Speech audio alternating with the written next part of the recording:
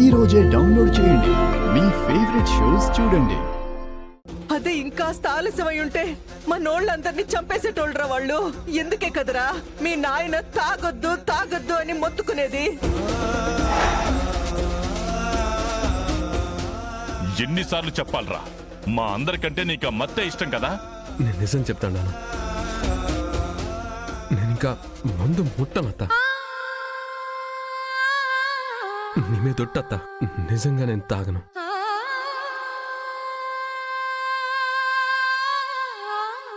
మా అమ్మ అంటే నాకెంత ప్రాణమో ఇడ మీ అందరికీ తెలుసును. మా అమ్మ మీద ఒట్టేసి చెప్తాను.